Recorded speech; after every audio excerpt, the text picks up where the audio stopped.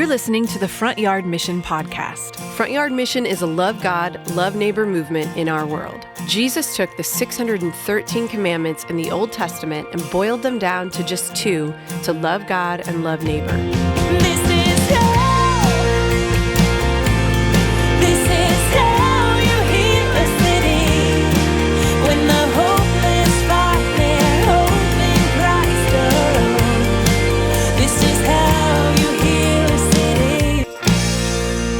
Welcome, everyone, to the Front Yard Mission podcast. I'm Steve Lutz. And I am Jonathan Weibel. Jonathan, very excited for our guest today. I know we say that every time, but we really are this time. We really are, and I think we mean it. We mean it. We do mean it. We've had incredible guests on this We have season. incredible guests. I'm very excited about this one. This ties into a lot of personal interests for me, but we are blessed to have with us Stefen Wisniewski, former All-American, 2-time Super Bowl champion, and Front Yard missionary. Welcome, Stefen. Glad to be here, guys. Thanks so much for joining us. Yeah, good to see you, my man. You're looking slender. Well, thank you. Yeah, we were just talking, and I've lost about 60 pounds since my playing days. So sometimes I hold a weight that's 60 pounds, and I'm like, I just walked around with this on my back all the time. Oh my gosh! No wonder my back hurt all the time. Geez. But glad to be retired. Glad to be skinnier, and but happy to talk about my football days a little bit. Awesome. We're eager to hear about kind of what you're up to now. I think that's something we're often thinking about. We're curious about what happens after the football days, and for you, we know your faith in Christ and serving Him has been front and center in that time. So we're eager to hear about that too. Stefen, let's start here. I mean, we do want to hear about some of your playing days, but let's start with what matters most. Tell us a little bit about your faith story. Sure. So I grew up in a Christian home, but, for a long time, that was kind of just my parents' faith. It wasn't my faith. And I think I kind of thought Christianity just meant, you go to church on Sunday and maybe kind of try to be a good person in between. But, for my middle school, high school years, that's kind of all I thought that it was. Mm-hmm. And God started putting some events in my life to kind of help me realize that, man, it's a lot more than that. I think for me, at that time, kind of my biggest enemy to relationship with God was pride and self-sufficiency. And I was real successful as an athlete, as a student, was getting good grades, had a bunch of scholarship offers. I think if you asked me if I needed God, I probably would have said, well, not really. I feel like my life's going pretty good, right? But so I feel like God had to humble me to help me realize I needed Him. And so number of events, smaller events kind of happened, but one big event was I got in a car accident, and it just, it could have been a lot worse. Our car was totaled, but, I wasn't hurt. But, man, it just really made me realize, I can't live however I want and expect that it's going to go well. I can't live life without acknowledging God and just think I can do whatever I want. God's rules apply. God's real. He's sovereign. He loves me, but, wants me to follow Him and obey Him. And so, began to realize my need for God and put my faith in Him probably around senior year of high school, and then began to follow God from there, and grew a lot throughout college. But that was kind of the beginning. Mm-hmm. As someone who used to be in college ministry, and I actually even wrote a couple books about that. What was your faith journey like in college? Because you continued to experience a lot of success, All-American, right? And what did that look like for you faith-wise during the college years? Yeah, good question. So, I think I first put my faith in Christ as my, personal Savior and Lord in high school. But to be honest, I didn't really tell too many people, and I kind of tried to follow Jesus on my own, without help. And that did not go very well, as probably other people would attest if they've tried that. I didn't grow much. I didn't really know how to read the Bible, how to pray, how to follow God right. So if anyone's out there trying to figure out how to follow God by yourself, don't do that. It's not a good idea. Nope. Find some Christians who've been walking with God for a while and ask them how to do it. Walk through life with them, ideally, regularly, kind of, small group Bible study, discipleship, that kind of thing. So anyways, get to college, and I was basically all right, I believe this Jesus stuff, but I need to grow. I need to, learn and take it seriously. So started with, getting discipled by a campus minister, which helped just a tremendous amount. Discipleship relationship ideally is regularly meeting with, someone who's been walking with Jesus longer than you, and they walk you through the Bible. What does it mean, right? How do you do it, right? Learn it, live it out, believe it. So that helped a ton, but was also going to church, was studying the Bible on my own, and really going to some other Bible studies too with groups like Crew, Athletes in Action. So was just kind of immersing myself in it, right? Bible studies, discipleship, church, doing it on my own, and that really helped me grow a lot, doing all those things, and was also trying to live it out, right? It wasn't just intellectual. So yeah, that's kind of what college looked like. So tell us a little bit about like what it's like to play in the NFL, to be a lineman in the NFL, and what it's like to be a Christ follower in the NFL. I mean, you guys are like modern day gladiators. So what's it like to follow Jesus in that situation too? But yeah, give us a little of your NFL bio and all that too. Yeah. So playing O-line, first of all, it's probably the least fun position. I mean, maybe kicker is less fun, maybe long snapper, but like O-line is not inherently that fun, right? Like receivers run around and play catch, like that's fun. They get to score touchdowns. Right. D-line is a hard job, but like you get to sack the quarterback, like kids wear your jersey if you're good at it, right? Like O-line, it's like, you never score. Most people don't really know your name unless they're diehard fans, right? It's like the best you can hope for is no one noticed that I screwed anything up that game. Yeah. Right. Yeah. No penalties against me. No penalties. Yeah. Don't give up a sack. Like if you went through a whole game and the fans didn't hear your name called, like you probably had a good day. Right. So the best you can hope for is no one noticing you. But yeah, O-line, I mean, great position. I love it. Really hard job, right? I mean, there's 300-pound guys who are super fast, just running full speed at you, and you have to find a way to stop them. It's a really hard job, but it's a fun job. When you do it well, it's like, oh, I took him and drove him backwards against his will. Like there's something satisfying about that. But yeah, really hard job, really painful job. When you smash heads with someone who's 300 pounds, it hurts a lot. We don't talk about it much, but at the time there's adrenaline, maybe some Advil going through your veins. You kind of don't notice as much, but the next day you wake up, you're like, oh, I can barely walk. Wow, this is rough. So yeah, the NFL, game day, it's fun, right? Especially if you win, the fans, the energy, right? That's all great. But yeah, behind the scenes, a lot of hard work, a lot of effort, a lot of strain, a lot of pain. But I always would say it's a great job, but it's a hard job. Is that something you still feel? You've been retired now for a few years, and you mentioned losing some weight, which I guess I've seen a lot of players do after their playing career. Is that something you still carry around some of that in your body? Oh yeah. My back hurts every day. Neck, shoulder. I got different things for sure. Was it worth it? Absolutely. Yeah, I would do it again for sure. But definitely, I've had some doctors look at my joints and say, "Yeah, you have like 50 or 60-year-old joints, shoulder, knee, or whatever." And I'm like, "Yeah, I'm only 35, so that's probably not good." Yeah.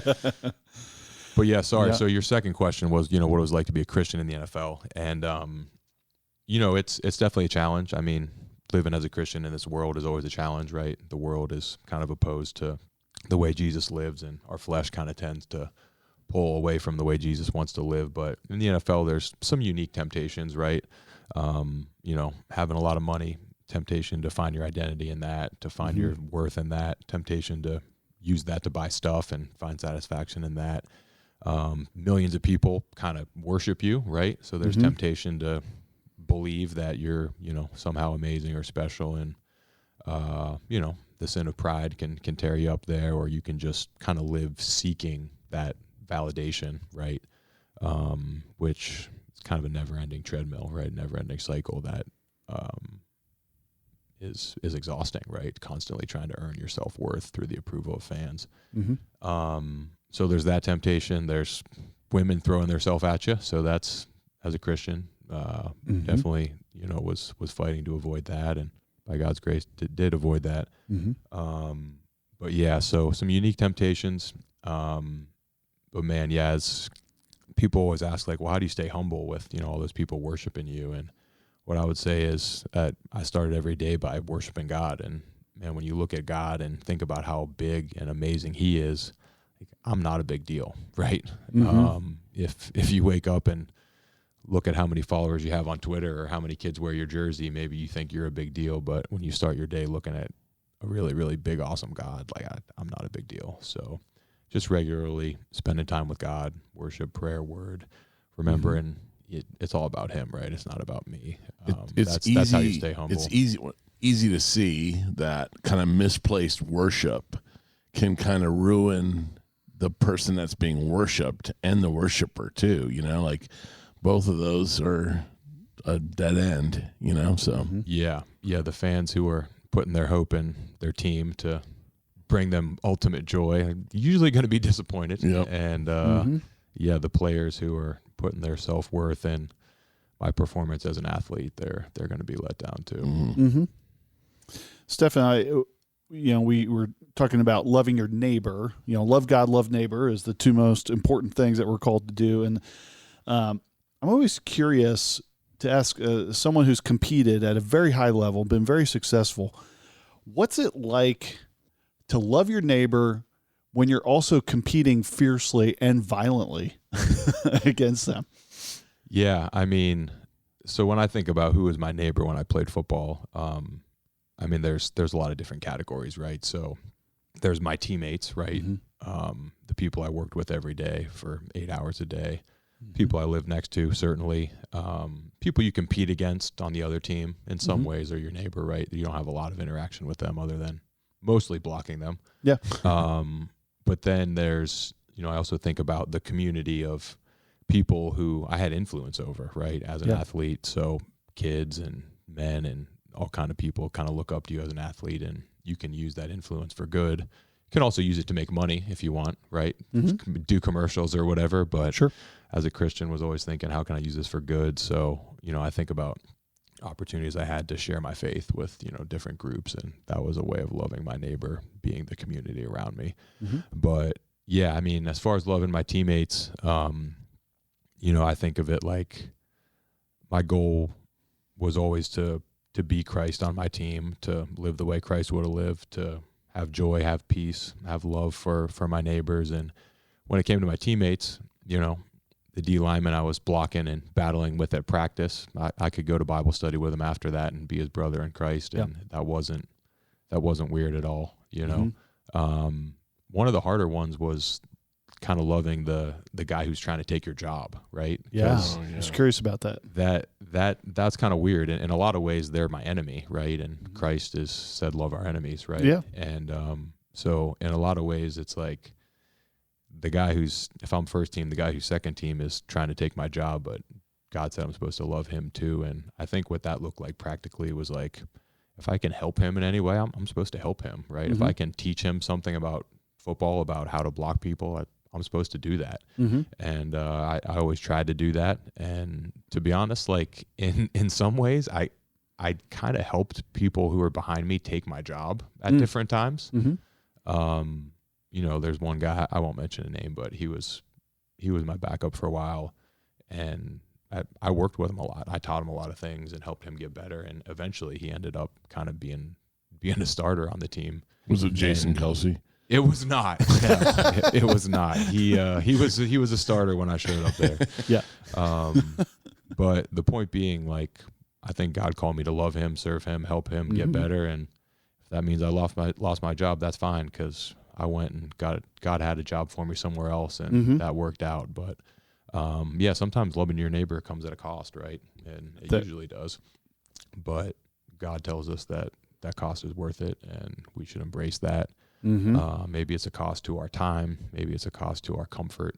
Maybe it's a cost to our wallet. Maybe it's a cost to our convenience. But God says that cost is worth it. Go love people. That's really good. That's really good. Really good. You were on that 2017 Eagles team that won a Super Bowl. But the thing I think about that team is how many believers were on that team. That was what was it like when you played on that 2017 team?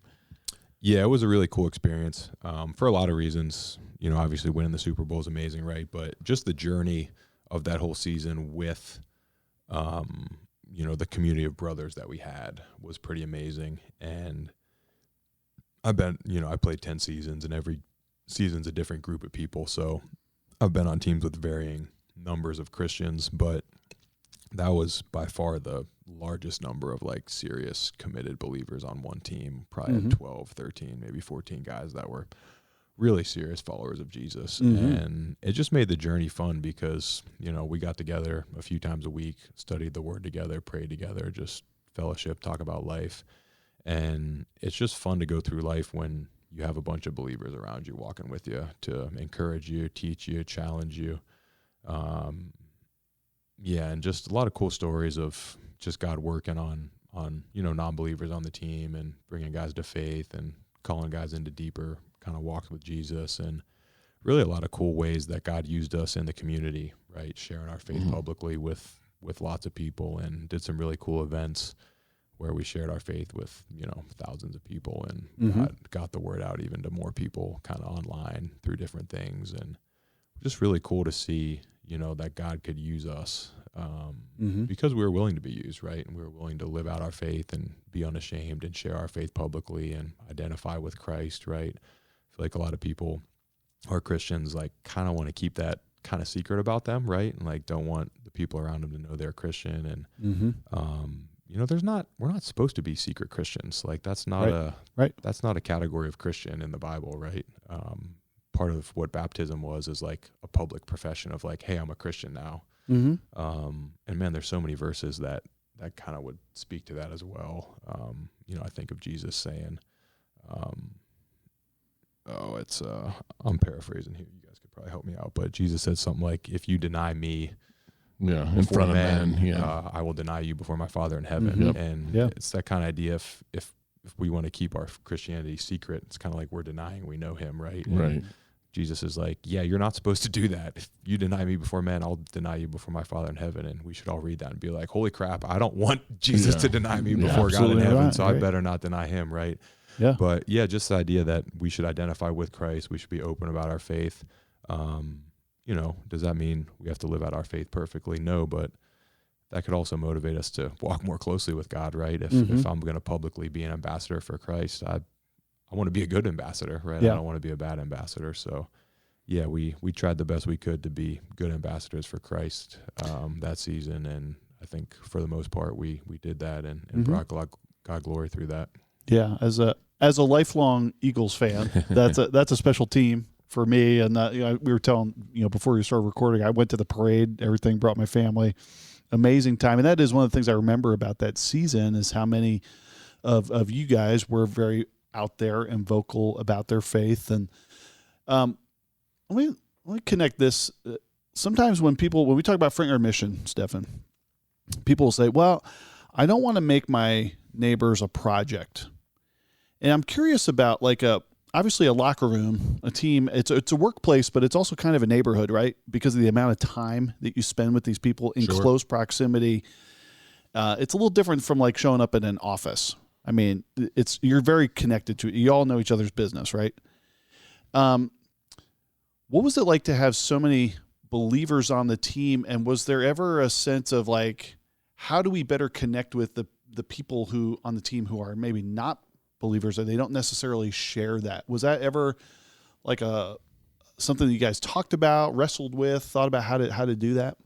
Yeah, I mean, the cool thing about the football world is like we're all football players, right? And so we have that common bond of we play football together, and if you work together with people, you have that common bond, right? You work together. If you're neighbors, you have a common bond of, hey, we live near each other and go through some of the same things because of that. So and the other thing about football in general, and maybe this is not true of the world at large, but in general, people are kind of okay with like, oh, you're really into your faith. Cool. We respect that. Like, you're not into your faith. Like, hey, we're all at a different point in our journey, right? No one's going to condemn anyone for that. So I would say in terms of non-believers looking at the believers, there wasn't any hostility towards us really. And as far as believers toward non-believers, like our attitude is like, hey man, we're all at different points in our journey. Like, we were all lost before God called us and saved us. Like, we're not going to judge anyone for the way they're living, right? We break bread together, practice together, laugh together, hang out together, regardless of what anybody believes. And, in that context of friendship and being teammates, we're going to talk about our faith. We're going to invite people to join us at Bible study and join us in a conversation about, who's God, who's Jesus, what's our purpose in life, what ultimately what's going to bring satisfaction. We're going to try to have those kind of conversations with guys, but if they're not interested, we're going to respect that and, be patient and pray and wait. But, we're always going to try to live realizing that God wants us to share his love with more people. The Front Yard Mission podcast is sponsored by The Flower Box. The Flower Box is one of the top online resources for cookie decorating supplies, monthly cookie classes, and oodles of free video tutorials. Flowerbox.com features an extensive line of creative cookie cutters, cookie stencils, and cookie decorating kits. Plus, find the book, The Crafted Cookie, a beginner's guide to baking and decorating cookies. The Flower Box team is passionate about helping home bakers find joy and purpose through cookies. The Flower Box is based in Center Hall, Pennsylvania, and online at flowerbox.com. That's FLOURBOX.com. The Flower Box is honored to support Front Yard Mission. Your Front Yard Mission is part of God's calling for your life. We call it our common calling. In other words, we all have it. Leadership Advance is designed to help you better understand how God has shaped you for His unique and specific calling on your life. There will be encouraging speakers, insightful assessments, personal coaching, and opportunities to interact with other participants that will combine to create a uniquely impactful weekend. Whatever your season of life, age, or career, Leadership Advance will have something for you.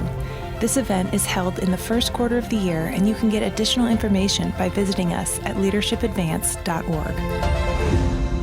Stefen, let's talk real specifically now on Front Yard Mission and the book. I think I gave you an early copy of the book, and what's some of the things that you grabbed out of it? Maybe one or two things that you think are important for our listeners. I mean, just at first, I love the emphasis and just the clarification of clearly hey, this is what it looks like to love your neighbor. Because I think if you ask most Christians, hey, are you supposed to love your neighbor? They'd be like, yeah, that's definitely something I'm supposed to do. And then if you said, so what does that look like for you? Or what is that supposed to look like? I think most people would be like,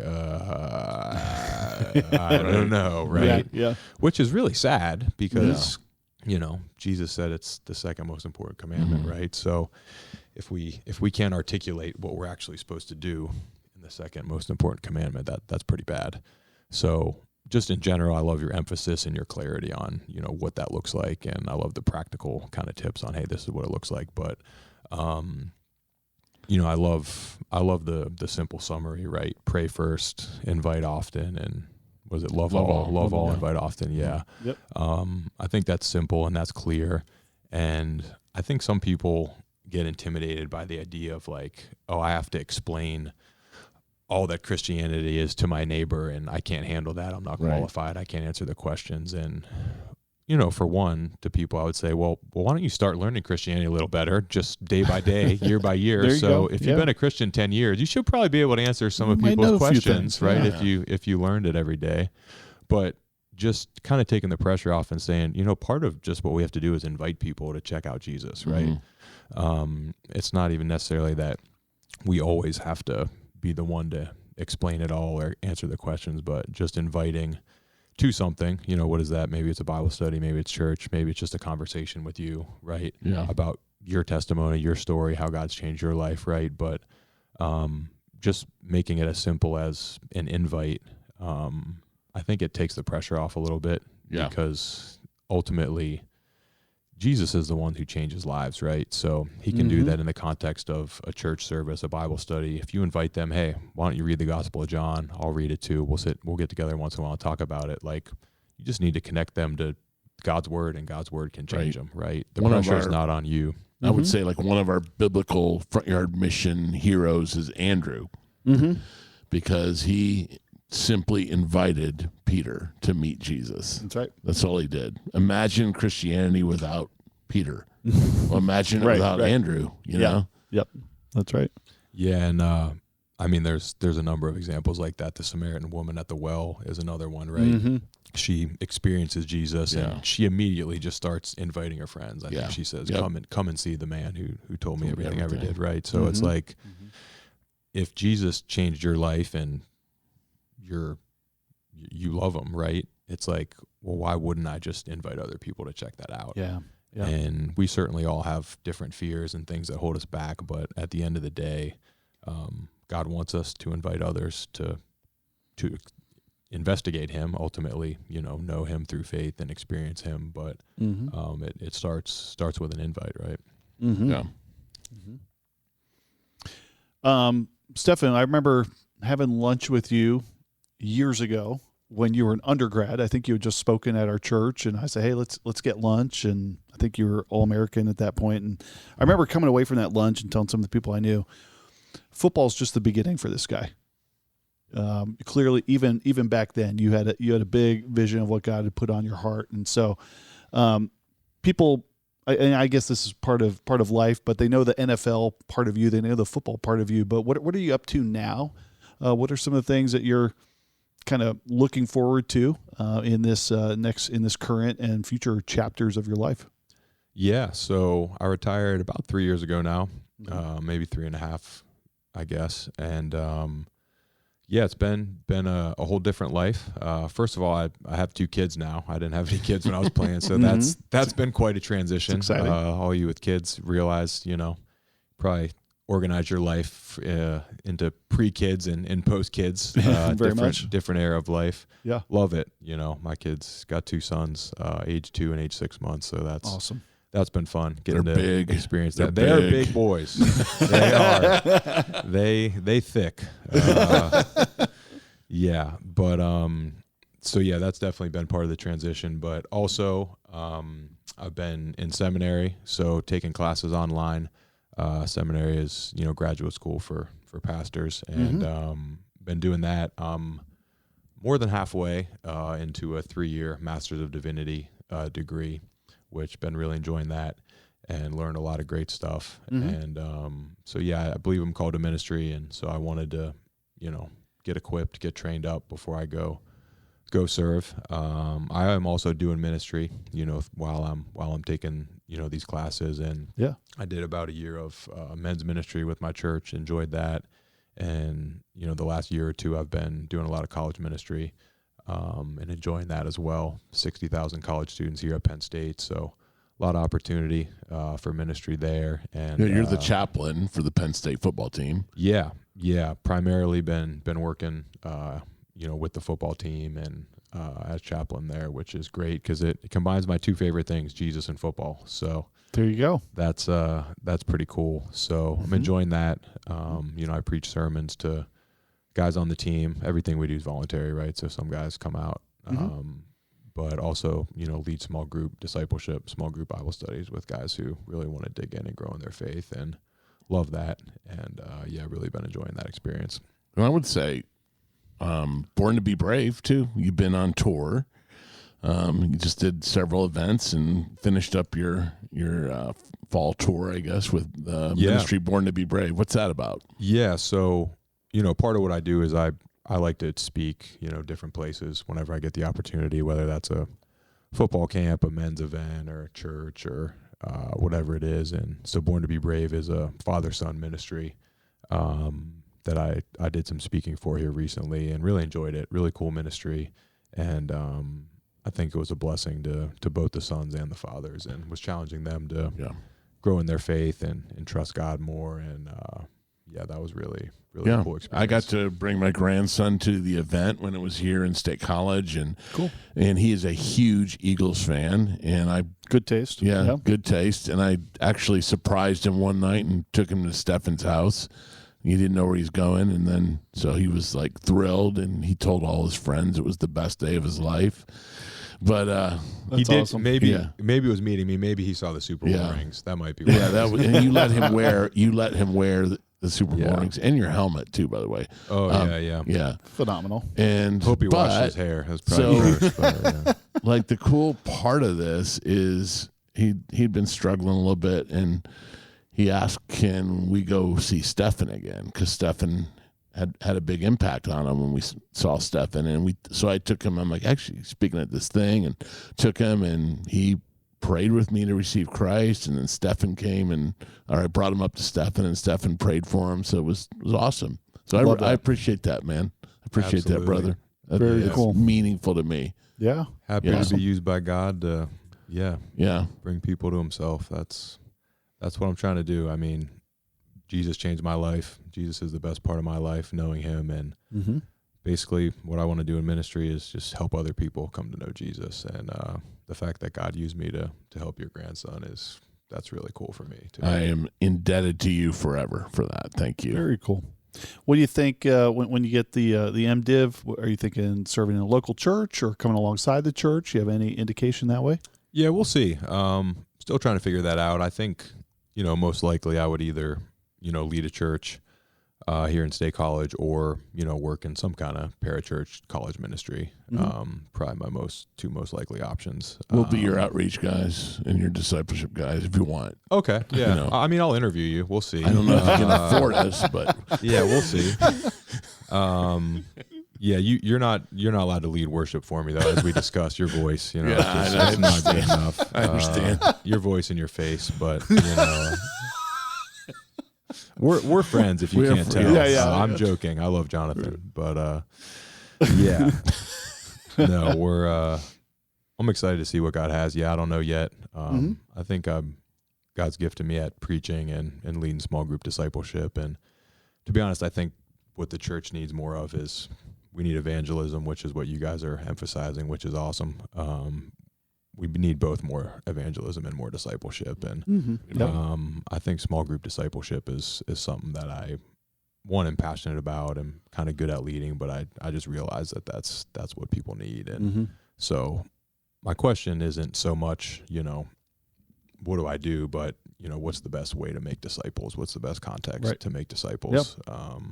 I know it's in small groups, but what's the best way to kind of lead a disciple-making movement, whether that's students or, people in the community through a church or through parachurch or whatever is kind of what I'm wrestling through. But great. Yeah. Yeah. Very cool. Steve, do you think we're ready for the lightning round questions? I think we probably are ready for the lightning round questions. All right. Yeah. Stefan, we do this, and we do it very quickly. Okay. So just give us your best answer off the top of your head. Don't think about it too much. Gotcha. All right. So we'll let Steve go first. Okay. Favorite season of the year? Ooh, summer. Love the weather. I thought you'd say fall for football. Yeah, I like fall until it gets cold, and then I'm like, oh man, it's gonna be cold for 4 months. That sucks. I'm with you. I like it when it's warm. I do love football season, but yeah. All right. How do you feel about cranberries? What's your off the top of your head? They're okay. Not the best fruit, not the worst. I'm talking about the band. The band. That would be an obscure question. That's probably a little before his time. Yeah, it probably was. Yeah. They're Zombie, right? Yeah, there you go. There you go. That song's decent. Yeah. Okay. All right. Jonathan writes I wrote a lot of these, these questions. You gave me two. Okay. First celebrity crush. I don't even remember. I guess back when I was young, like Britney Spears was like cool and hot. So I guess. Yeah. All right. Player in the NFL you hated seeing across from you. Oh, good question. Aaron Donald. That guy was a beast. Yeah.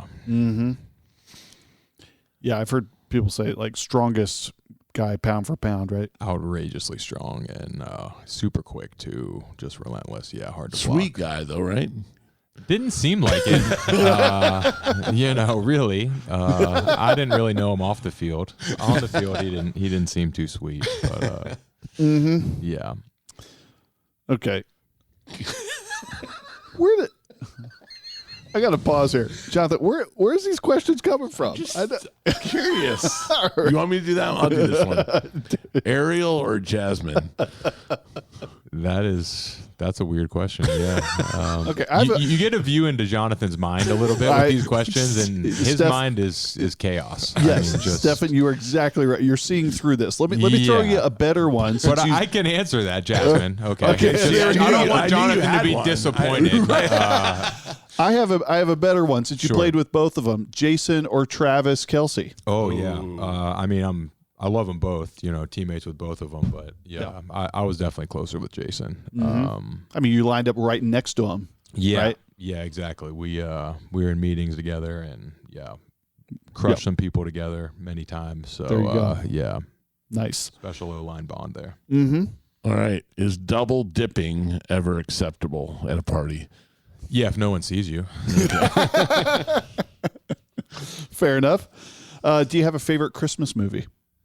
I have a few. If I got to think of one, that's hard. But I think I'll go The Santa Claus, Tim Allen. Yeah. Tim, that's a good one. Yeah, that's probably my favorite. But yeah, a couple I like. We would also have accepted It's a Wonderful Life. That's right. And Die Hard. Oh, okay. Wait. Yeah. No, It's a Wonderful Life. So boring. Come on, man. Only old boring people like It's a Wonderful We're Life. going to have to strike this from the record. Because we have one of the stars from the movie. Okay, yeah, you can cut that out. That's fine. Yeah, it's also his favorite movie by favorite far. movie. Oh, it's all my time. dad's too. Yeah. Yeah, old boring people. Yeah, exactly. Yeah. Exactly. Okay. All right. Go ahead, Jonathan. If you were given an all-expense paid trip to Cleveland, would you take it? No, of course not. Depends on the time of year, maybe. Yeah. No. Still no. Okay. Do you currently own any stuffed animals? I mean, I think I saved mine from when I was a kid, like in a box for 30 years, and now I gave them to my kids who are playing with them. So if those count as my stuffed animals, that's a yes. Then I own stuffed animals. Yep. I'm not currently playing with them, but I gave them to my kids who are. So very appropriate use there. Yeah, Very good. Yeah, Yep. yeah. I'd love to see like a nanny cam footage of you playing with stuffed animals. That Just would by myself. That would go so just totally myself. by yourself. There again, the mind of Jonathan. That's right, is that's a right. scary Another place. terrible question. Yeah, really weird. Like no one wanted to know that except for Jonathan. You obviously didn't, look. You at did this not ahead of take time, these from fans. Steve. Like these No, are just Jonathan's I think random thoughts. memo to myself, a little more quality control on the lightning round. Yeah, questions. you should probably contribute more. I think that's right. Yeah. All All right. right. Yes. Here's a gimme, but like your wife Hillary is one of my favorite human beings on the planet. She's awesome, Love yeah. her. What's your favorite thing about her? Oh man, definitely. I love a lot of things about her. That's why I married her. But man, she's really smart, really hardworking, but really loves the Lord, and yeah, tries to follow Him and really lives out her faith.